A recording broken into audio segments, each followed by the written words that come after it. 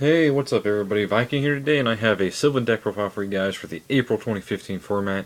Now, Sylvans are a plant deck, and I used to have a plant synchro deck back in the day, quite a few formats ago, and that was a deck that I highly enjoyed, and I really like all the different combos and the way the effects work together, and I really wanted to pick that up again, so that I could, build with some of the new cards that came out, but I couldn't find any of the cards when I went to my locals, and at the end of the day, I found a guy that had an entire Sylvan deck that he was trying to trade off, and so I traded it off of him for some pretty cheap stuff because the deck isn't all that worth much anymore. So I got it for a pretty good price basically, and I built it, tested on Dev Pro, and so far this is the best way that I found that works consistently, but still has all the different combos and stuff that make the deck work. And for my playstyle personally, this is the best way I found to run it. I am missing two cards out of the extra deck though, my Orea and my felgrand, and I guess I am missing a Draco Sack if you really consider that missing. It's not as good anymore as it used to be, but it's still something good to have. So I guess you can consider that I'm missing that too, but mainly it's the Orea and the felgrand. So until then, I'm going to be running some other cards that aren't as good. But other than that, I'm going to jump right into deck profile and show you guys what I'm running and why I run it.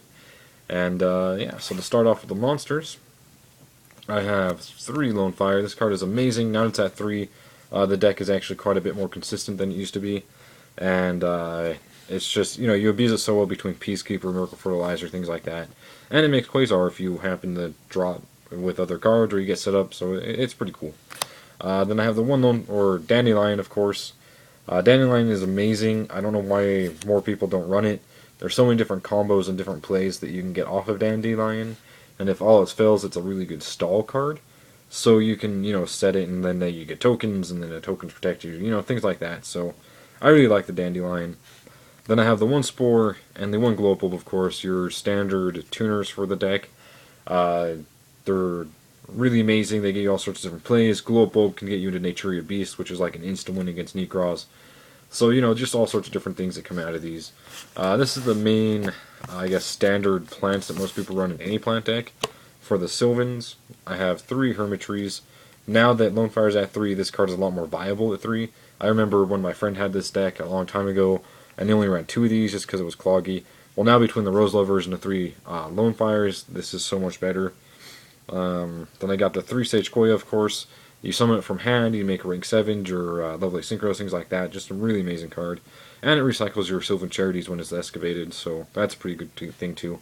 Then I have the one Sylvan Flower Knight. This is a personal tech choice of mine that I chose because it's a level 4 Earth, which with Glow Bulb, it makes your Naturia Beast. That, and it's kind of like a pseudo Mount Sylvania. You can top deck any Sylvan card, so if you need a Peaskeeper or your Sylvan Charities at a specific point in time, and you excavate him, then you get a top deck something that you need and make all sorts of different plays after that. So I really like him. There's been some good things out of him. Then I have 2 marshalleaf. Marshalleaf was really cloggy at 3. I was testing it at 3 first, but I kept drawing it when I didn't need it because you don't really want it in hand. But other than that, it's really amazing. I mean, it's your destruction. It's your only plant main deck card that can get over the Djinn lock. So that's why it's really good. Then, if there's just, problem monsters, it can destroy it. So, Marshalleaf's pretty good. I wouldn't run it more than 2, though. So far, 2 has been the best way. Then I have 2 komushroomoro.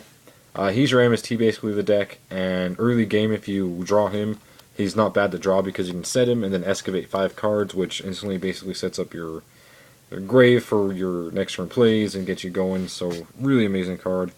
Then I have 2 Peaskeeper. 3 was way too many. I kept drawing them and just not, being able to get rid of them. And, it's an amazing card, but 3 was just way too cloggy.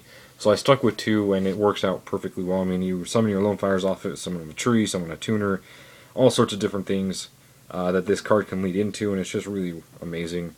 And they have the one Sylvan Princess Sprout. Most people are running this at 2, I've noticed. But personally, with all the new stuff in the deck, you don't need 2 of these, and I felt that 1 was just enough, so that's why I only run 1. Personally, it's just, that's my personal preference there. If you want to run 2, you can. For the other monsters, including but not limited to the Rose supports, I have 1 Rose Paladin. Rose Paladin is a really good card, but I feel like for this format, he's not as good as, you know, he would have been for like a few formats ago, or, you know, for a future format if the deck is ever like top tier again or something.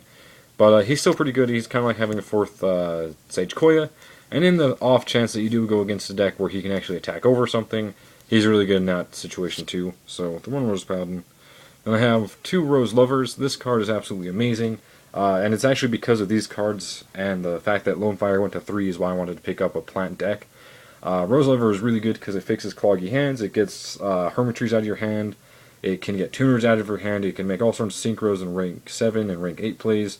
Just because this card's in the deck now, it just really fixes clogs and gets a lot of plays off that otherwise would have been a lot slower. So it's really nice, but it would be really cloggy at 3, so that's why I run 2.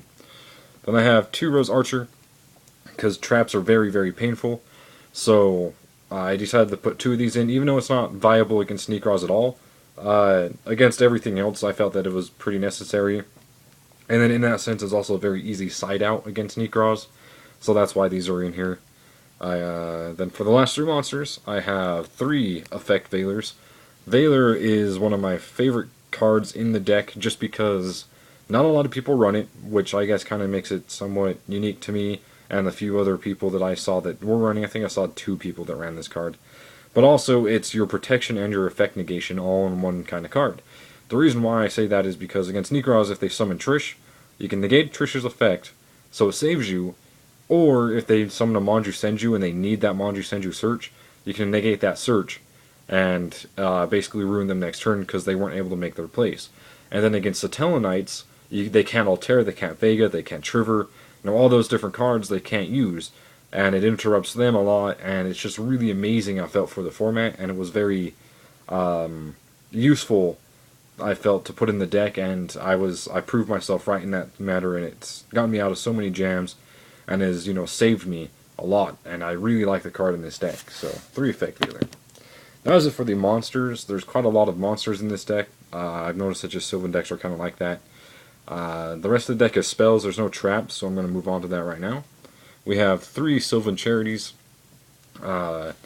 This is pretty self-explanatory. You draw 3, top deck 2. It just gets you cards you need, and then top deck cards that you want. So really amazing card there. Then I have 2 Mount Sylvania and 1 Terraforming.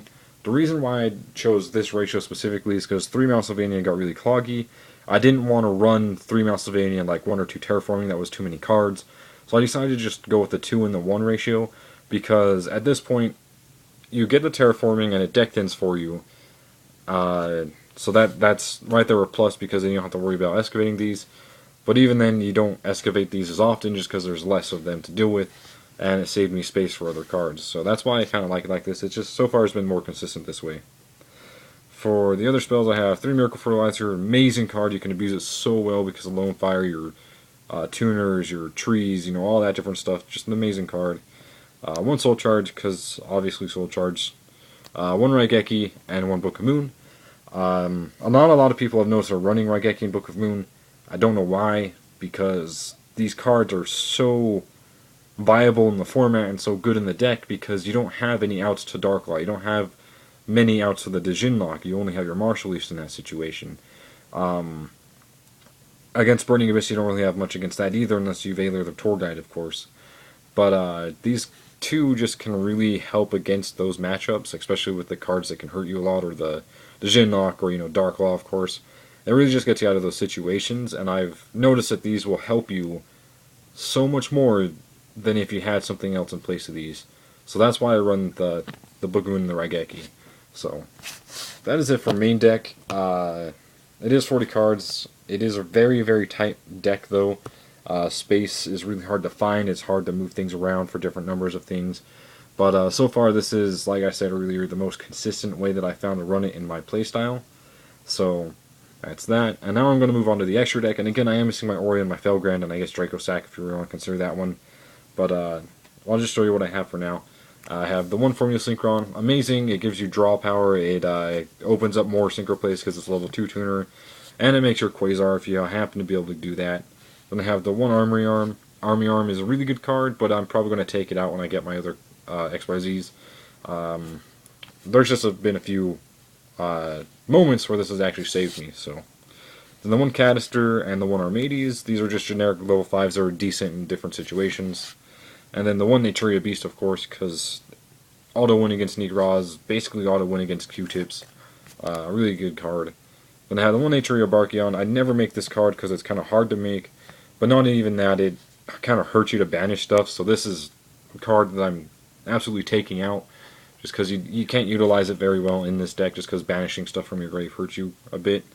But then I have the one Goyo Guardian. Goyo Guardian's amazing. It's it's 28 beater. That's level 6, so really good there. One Black Rose. Not much to explain there. It's Black Rose nukes field, and gets even more stuff because you have plants. And then I have one Stardust Spark and one Stardust Dragon. These cards are really good for protecting your board depending on the situation. If I made a really big board, I'd go Stardust Dragon. If I had only like an XYZ and I can make a Synchro, I would probably go Stardust Spark, just because Spark can protect itself, or protect the XYZ depending on what XYZ you summon, but usually it's going to be like Big Eye or felgrand or something.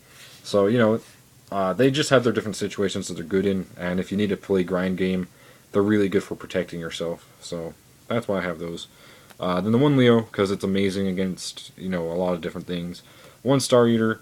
This isn't as good as it used to be, but it is still pretty good. It has a lot of different plays that you can make with it, and basically it's free attacks, so that's why I run it. Then I have the one Quasar, if I can not make my card slide around. But Quasar, you can make it, so I figured why not run it at 1, just because you can make it. And it's just, it's a really good card. In the games that you do make it, you most likely are going to win. It's like an 80 to 90% chance you're going to win, just because it's so strong. So that's why I have the Quasar. And then I have the one Big Eye and the one All Safe for now. Again, I do need an Orea and a felgrand, so when I find those, they are basically instantly going in. But until then, these are what I have to work with. But that is the deck profile, you guys. If you have any comments, suggestions, questions, things like that, you can leave them in the comment box below, and I'll get back to you as soon as I possibly can. I try to answer people's questions, and I like reading suggestions to see what you guys think I should do, just because it does give me ideas. But other than that, thank you for watching, you guys. Make sure you try to check out the team channel as well. I know that we haven't gotten any new videos up there. We've had some issues. Our camera guy has been really busy, and we haven't been able to get videos out to him yet. So once I get that going, we'll have a lot of videos getting posted up in there. But other than that, thanks for watching, you guys. I hope you guys have a good day.